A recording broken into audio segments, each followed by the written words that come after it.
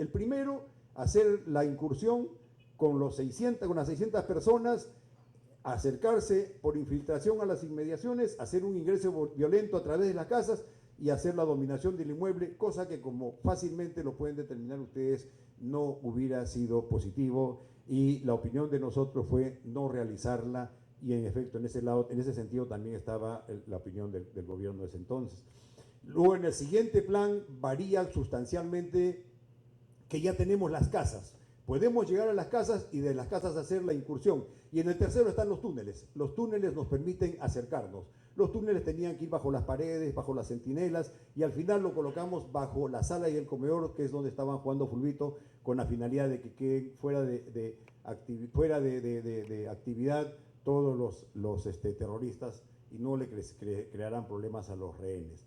Bueno, ese es el plan de manera general. En la proyección que ustedes tienen al frente, muestra una serie de cosas, pero voy a referirme a los túneles, ¿no?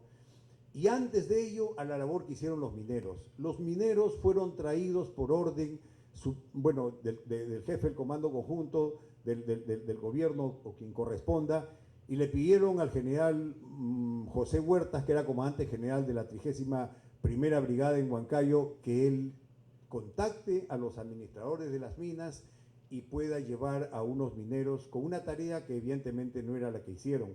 Llegaron así al batallón de comandos 19, su comandante, Lucho Alatrista, y otros más los uniformaron y se los llevaron a la réplica, perdón, a la casa del embajador, y ahí estuvieron a cargo de un oficial de inteligencia y 13 hombres de tropa del ejército.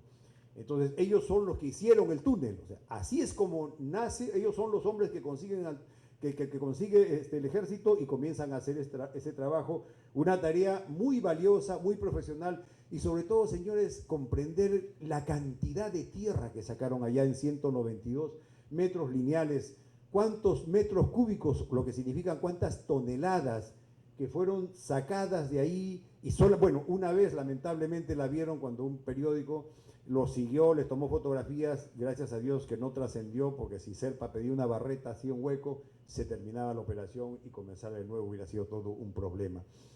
Bueno, entonces eso es lo que se refiere a la parte de los mineros.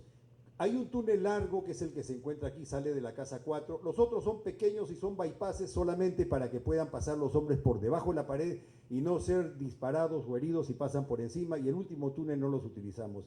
Estas tres círculos que se van encendiendo o titilando son las cargas explosivas en la sala, el comedor y la biblioteca. 12 kilos de C4 en total, y la finalidad que era que ellos queden fuera de combate, eliminados y no le causen daño a los rehenes.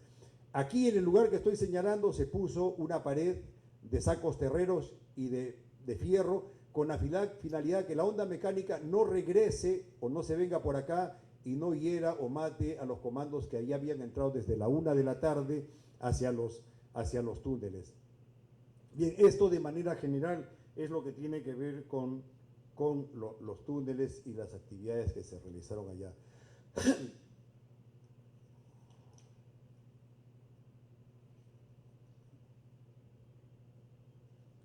Bien. ¿Qué cosas llegaron a precipitarse o hacer de que se tomara la decisión? Días antes de que sucediera el problema, hubieron en el interior que se diera la orden, en el interior de la residencia se dieron problemas. Hubieron fricciones entre, primero, el embajador de Japón, el señor Gumucio, que le metieron un culatazo en el pecho a raíz de que les hizo un reclamo. Los rehenes comenzaron a cantar el himno. La situación se derivó en un problema. Luego el juicio que le hicieron también en ese tiempo al canciller Tudela. Habían discusiones entre ellos, se levantaban la voz, unos que querían seguir adelante, otros que querían ya terminar con el tema. Habían mucho más roces con los rehenes. Los rehenes ya planeaban en también salir e intentar un escape. Aliado a todo eso, ellos decidieron no asistir más a las conversaciones que se hacían para llegar a una salida pacífica. Impidieron que entren los médicos y estaban sumamente nerviosos. Todas esas consideraciones hicieron que el gobierno decidiera realizar la operación. Y como meses antes o semanas antes había conseguido la aprobación de Japón en Toronto, donde el primer ministro japonés había aceptado que si corría riesgo la vida de los rehenes se hacía la operación, es que se consigue que se haga que se pueda hacer la operación. Bien, la operación en sí es la que yo les voy a narrar rápidamente. Ustedes pueden leer para abreviar las cosas. En los círculos celestes están las letras de los rehenes que se encontraban en ese lugar. Aquí tenemos, por ejemplo, que estos rehenes se encontraban en estos lugares y así sucesivamente a lo largo de todo el segundo piso de la residencia. Aquí se encontraban los rehenes japoneses y por aquí estaban todas las personas que tenían un valor político, estuvieron metidos en este lugar. Bien, se necesitaban dos consideraciones o dos condiciones para poder realizar la operación. Primero, que hubieran jugando no menos de 7 u 8 hombres en el primer piso, Fulvito, y que se abrieran unas puertas que se encuentran en este lugar. La llave la había encontrado el embajador de Japón y tenían que retirarle el seguro de tal forma que nosotros entrábamos más rápidamente y como dije antes, habían otras personas jugando. Fulvito, esas eran las dos condiciones. Recuerdo que un día viernes al mediodía, el comandante general de la brigada me dice, dentro de un momento el jefe del comando conjunto te va a ordenar de que el presidente ha dispuesto que se realice la misión. Recuerdo que teníamos una reunión, terminó la reunión, me dio la orden el jefe del comando conjunto, nos reunimos en un coliseo, Pachacútec, les transmití la orden a la fuerza de intervención, a la patrulla tenaz, hicimos una oración y ese día comenzamos a ingresar. A golpe de 6, 7 de la noche comenzaron a entrar los primeros hombres, ahí entró el primer fiscal, luego entró otro fiscal y comenzamos a ingresar al interior de la residencia y terminamos el día lunes como a las 3 de la mañana en que entró Valer con su equipo de seguridad. Ingresamos en una rutina de 3 vehículos a veces y a veces 2 patrulleros y una furgoneta que es la que llevaba a tierra, que durante los 3 meses no cesó de ir, todos los días y en 3 momentos del día. En esa rutina es que entramos para poder no ser vistos y asimismo también ingresamos combas, escaleras y todo aquello que nos podía servir para la operación. La hora H fue a las 15:23, una vez que se dieron las dos condiciones, pedí la autorización, me dieron la autorización, se hizo la cuenta y luego de la cuenta se inició la operación de rescate. Esta proyección que está al frente les puede mostrar lo siguiente. El elemento de francotiradores se encontraba donde estoy señalando y en un edificio aledaño. El elemento de seguridad dando protección dentro de la residencia, pero pegado a la área construida. El elemento de apoyo, que es quien llevaba a los 4 médicos, 4 enfermeros, escaleras, extintores y todo lo demás, llevaba a los hombres que iban a tener a los rehenes, las relaciones, eran los que controlaban los puntos de reunión de los detenidos y los puntos de reunión también de los rehenes. Tenían a su cargo también la evacuación y como dice el plan de operaciones, la evacuación de los heridos se hará en el siguiente orden, dice, rehenes, comandos y terroristas. Entonces ellos trabajaban pegados al perímetro de la casa y luego el elemento de asalto con el grupo del primer piso y el grupo del segundo piso, Alfa y Delta, se encargaron de combatir. Entró por este lugar el segundo comandante por el lado sur y a quien habla le tocó ingresar por el lado sur. La operación más o menos se realiza de la siguiente manera. Esas son las explosiones que se dan y una vez que estas suceden, ingresa desde este sitio, salen comandos y controlan esta parte del primer piso. Otro grupo que intenta ingresar por aquí, pero por problemas tiene que darse la vuelta, domina toda esta parte que se encuentra aquí. El tercer equipo sale de este lugar y domina todo lo que es cocina y comedor, que estoy señalando. El cuarto equipo sale también de la parte de atrás y domina todo el primer piso. Lo que están viendo ustedes es el primer piso de la casa, se le ha arrancado todo el segundo piso. Entonces, de esta forma pueden ver ustedes que se controla todo el primer piso. los equipos se dirigen a las habitaciones. Son más o menos entre 70 y 80 hombres los que entran a combatir, pero el contexto de todos los grupos hacen que sumamos, que lleguemos hasta cerca de 200, porque ahí está inteligencia, está la parte administrativa, están todos los demás. Entonces, esto es lo que sucede en el primer piso. En el segundo piso sucede una cosa parecida, un equipo sale de la casa UNIC, corre con sus escaleras, aquí le disparan porque en este lugar las escaleras son agujereadas, ingresa por la puerta principal y tiene como responsabilidad controlar todo el segundo piso en esta parte que se ve aquí. El otro equipo entra por esta parte, que es donde le corresponde entrar a otro equipo del grupo Delta, y entra también el comandante de la unidad, y toca dominar todo este ambiente. Luego, en el otro lugar, donde le toca al segundo comandante entrar, otro equipo sale de por aquí y controla todo este corredor. Dicho sea de paso, hubo mucha intensidad, mucho combate aquí y en este lugar.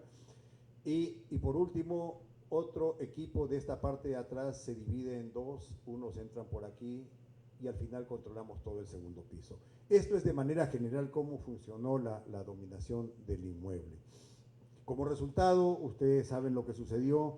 Perdimos lamentablemente al doctor Justi, a los comandos Valeri Jiménez, pero es importante citar que tuvimos 12 rehenes heridos, 12 rehenes heridos de bala y de esquirlas, y tuvimos 25 hombres heridos. Perdió un hombre la pierna, otro quedó con el brazo inutilizado, lo que configura combate y echa por tierra lo que se especuló al principio, así como los juicios que se han dado en Sala Nacional, en el Fuero Privativo Militar y en la Corte Interamericana de Justicia, han probado que la operación fue transparente, conforme a estándares, no hubo un uso excesivo de la fuerza y no se violaron derechos humanos. Han tenido que pasar los procesos judiciales y revisar los heridos que hemos tenido para mostrar que ciertamente lo que decíamos desde un principio fue cierto. Yo quiero terminar hablándoles algo de las lecciones que se han aprendido con respecto a esto. Todo evento de esta naturaleza corresponde al ámbito nacional e internacional. En Sudamérica, en la región, estamos tan unidos que no hay nada que atente contra la seguridad y que se haga en Perú o en otro país y no afecte a un vecino. Solamente veamos el tema del narcotráfico y veremos cómo estamos relacionados entre nosotros. Es importante tener en cuenta también, señores, que este es un tema que no es solamente militar. Este es un tema político, estratégico, es estratégico, militar, operacional y táctico. Todos tienen responsabilidades y es por eso que, como les dije antes, las escuelas de la Fuerza Armada preparan a coroneles como para que puedan asesorar a la parte política si se presentara una situación como esta. Es importante el adecuado manejo de la información. Si a la prensa le damos toda la información necesaria, ese es un tema ya que está en el ámbito político y de los sectores, entonces podemos evitar que sucedan cosas como la que pasó la última vez y casi se devela la operación. Creo que una fuerza que está entrenada y comprometida tiene grandes posibilidades de éxito y esto es definitivamente un llamado a quienes tienen las capacidades de poder decidir sobre el equipamiento de las Fuerzas Armadas. El equipamiento debe continuar, quizás no en la misma intensidad como para las amenazas tradicionales, pero las amenazas no tradicionales o las nuevas amenazas, si son de esta naturaleza o son otras que se las voy a mostrar brevemente, necesitan que las Fuerzas Armadas estén entrenadas y equipadas. Fuerzas Armadas y entrenadas son garantía de democracia, son garantía de profesionalismo. Cuando las Fuerzas Armadas son profesionales, no tienen que ni siquiera estar pensando en alguna cosa, ni en por ahí algún mensaje político que pudiera darse, ¿no? Fuerzas Armadas profesionales es importante. Vemos, como le dije al principio, que el terrorismo internacional está por todas partes, Al-Qaeda, ISIS, etcétera, y eso me da pie a decirles lo que les hablé desde un principio. En la Declaración de Seguridad de las Américas del 28 de octubre del 2003, en la Ciudad de México, en el marco de la Conferencia de Seguridad de la Organización de los Estados Americanos, se llegó a la conclusión que tenemos diferentes nuevas amenazas, además de las tradicionales que ponen en riesgo al hemisferio. Y las amenazas que ahora están funcionando, debemos estar alertas o preparadas para esas civiles y militares, Son pues el terrorismo, el narcotráfico, la delincuencia organizada, el tráfico ilícito de armas, desastres naturales, daños naturales, pobreza extrema, exclusión social. Todas esas son amenazas nuevas y en todas estamos involucrados como Fuerza Armada. En todas tenemos responsabilidad, lo que significa que las tareas que vienen, las amenazas que vienen, la cultura y la doctrina militar también tienen que tener las variaciones que corresponden, porque debemos nosotros acomodarnos a los escenarios que se están presentando. Si no tendremos las cosas graves que hay en Europa y en Asia, sí tenemos esto, pero no sabemos si también algo parecido se dará. Y por último, en esta exposición les estoy haciendo ver que el manejo de la crisis por parte del componente militar tiene que darse, como lo dije, en los niveles que corresponde. No se debe perder las amenazas tradicionales para el equipamiento y el equipamiento deben estar siempre adecuado. Y en toda operación se dan efectos deseados y no deseados que tienen repercusión en los ámbitos político, económico, social y militar.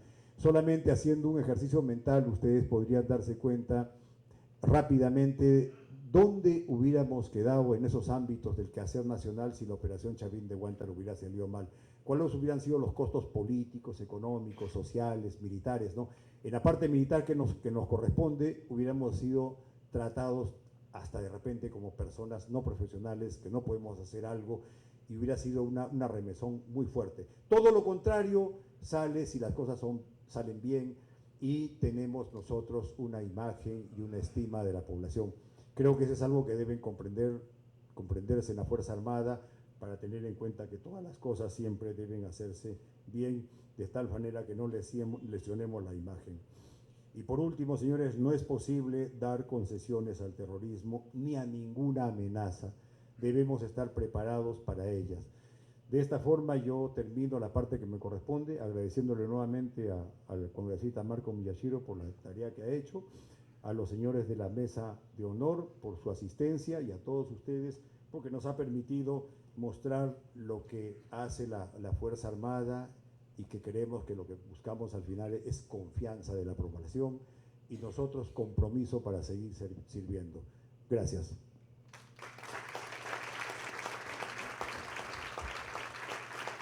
Muchas gracias, general José William Zapata, hace 20 años jefe del exitoso Comando Chavín de Huántar, hoy héroe de la democracia.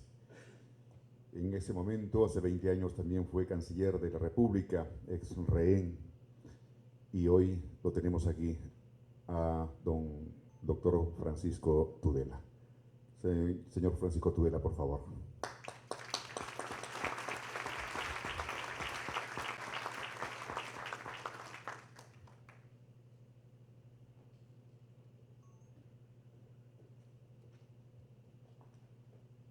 Muchas gracias.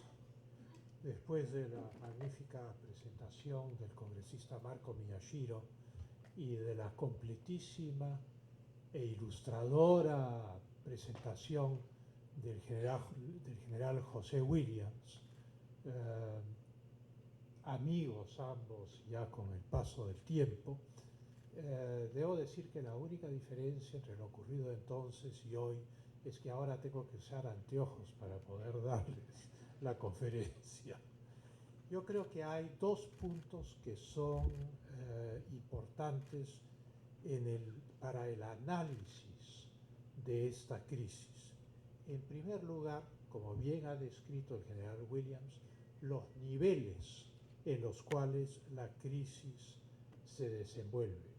Y en segundo lugar, la organización interna dentro de la embajada de los rehenes frente a los terroristas. Respecto a los niveles, esto es muy complejo. Es como un mil hojas. Los niveles son múltiples. Hay un primer nivel que es el nivel interno, o sea, ¿qué hacen los rehenes una vez que pasa el primer shock de ser tomados prisioneros? Y entonces empieza un proceso de organización que voy a describir en un momento, pero que es enormemente importante para el rescate. O sea, el rescate es ayudado por la organización de los rehenes dentro de la embajada a lo largo de los 4 meses. Hay otro nivel, ningún nivel es más o menos importante que el otro desde mi punto de vista. Yo creo que la organización de los rehenes empieza a formarse al segundo día.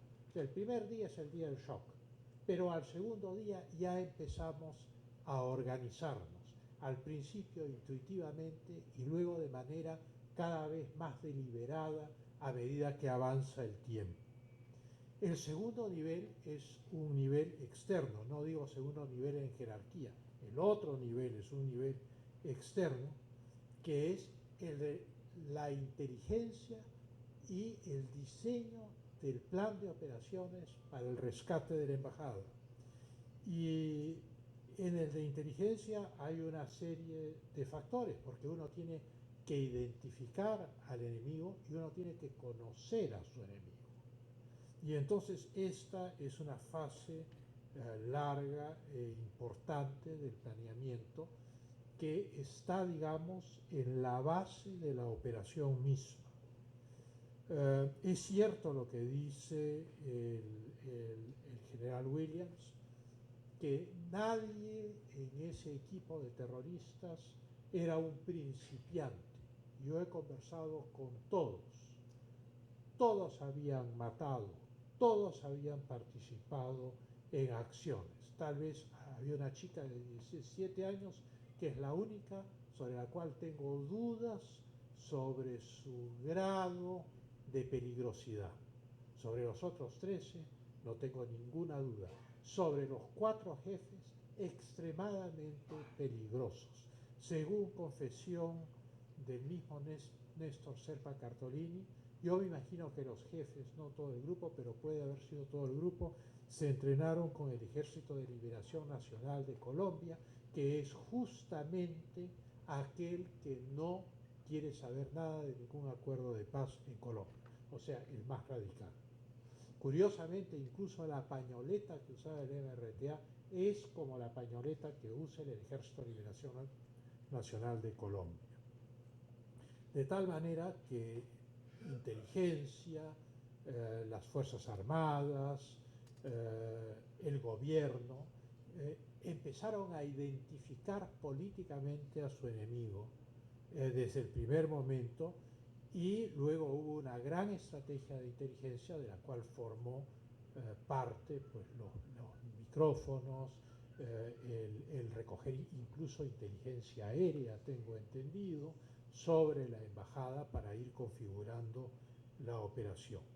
Otro nivel, una tercera dimensión de este 1000 hojas y muy complejo, es el nivel diplomático. Y el nivel diplomático a su vez tiene 3 niveles. Tiene un primer nivel que es la negociación entre el gobierno del Perú y el gobierno del Japón para poder determinar cuándo no se puede hacer uso de la fuerza y en qué condiciones sí puede hacerse uso de la fuerza. Y eso es el Acuerdo de Toronto. Esto es, el gobierno del Japón y el gobierno del Perú acuerdan en Toronto que no se va a hacer uso de la fuerza siempre y cuando la integridad física y psíquica de los rehenes no sea amenazada, cosa que ocurre en un momento dado y por lo tanto se dan las condiciones dentro del mismo acuerdo para el uso de la fuerza. El segundo nivel diplomático es la negociación entre el gobierno y los terroristas. La negociación entre el gobierno y los terroristas desde la hora cero fracasa. Hay que decir las cosas como son. Yo recuerdo que para la segunda ronda de conversaciones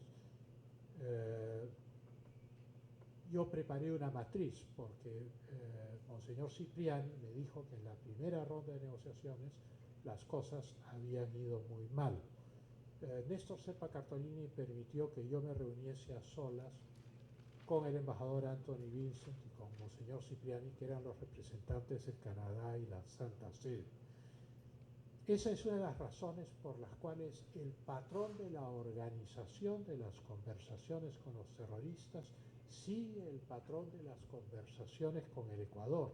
Y así como habían garantes en el protocolo de Río de Janeiro, habían garantes en las conversaciones con los terroristas, que eran observadores que ofrecían buenos oficios, pero no eran los negociadores directos, que era el gobierno del Perú a través de Domingo Palermo y los terroristas. En la comunicación directa entre los terroristas y el gobierno del Perú no hay ningún progreso desde la hora cero hasta el 22 de abril de 1997. Esa es la verdad. A través de los garantes yo voy enterándome cada vez que ellos vienen a hablar conmigo de qué es lo que el presidente piensa, de cuáles son los límites a los cuales piensa llegar, y los garantes sí permiten establecer una comunicación directa con la Presidencia de la República y permiten establecer también un nivel de confianza con los terroristas que permite extender la dimensión del tiempo y del espacio, cosa que ayuda a la realización de la operación militar. Si las conversaciones no hubieran tenido como participantes a Monseñor Cipriani y al embajador Anthony Vincent y solamente al gobierno, el desenlace se hubiera precipitado mucho antes. Y entonces queda el interrogante de qué hubiera pasado si el desenlace se hubiera producido, digamos, el 15 de enero o el 1 de febrero y no el 22 de abril. Digamos que todo este tiempo de negociación con ellos, el tratar de reducir sus demandas, finalmente el presidente de la República diseñó una pequeña lista de 8 rehenes para que salven la cara a los del MRTA, pero ninguno era un jefe, ninguno era importante. Se les ofreció una suma muy pequeña de dinero para que tengan, como dicen los americanos, pocket money, dinero para gastar un poco en Cuba si es que aceptaban irse a Cuba, etc. Pero no aceptaron eso. Recibieron una carta de Fidel Castro en la cual Castro les daba la bienvenida a Cuba. Yo leí la carta, pero no les pedía que depongan las armas, porque su prestigio de líder revolucionario hubiera quedado afectado. Entonces yo encuentro que en ese nivel de la negociación entre los garantes y los terroristas, sí hay un factor muy importante que no debe ser pasado por alto, que es que era al final la única vía de comunicación abierta para saber qué era lo que realmente pasaba al interior de la residencia, para saber realmente qué pasaba con los rehenes y al mismo tiempo para poder dar elementos de juicio a los garantes que se transmitían al gobierno para la configuración de las negociaciones. ¿Por qué digo yo que las negociaciones con el gobierno estaban condenadas desde la hora cero?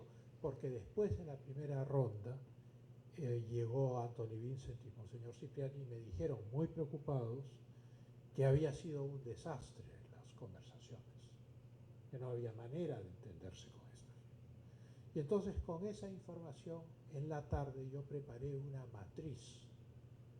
O sea, una matriz es un mecanismo en una hoja de papel que uno diseña para que una persona sepa cuál es un árbol de decisiones para que una persona sepa cómo negociar. Y le entregué esta matriz a los terroristas. Se fueron a la segunda ronda y después de esa ronda vinieron nuevamente los garantes y Cipriani dijo, bueno, no sé qué ha pasado, pero las conversaciones han ido mucho mejor esta vez. Claro, los terroristas habían experimentado la matriz, pero ¿cuál es la reacción psicológica de ellos? Que es muy importante. Consideraban que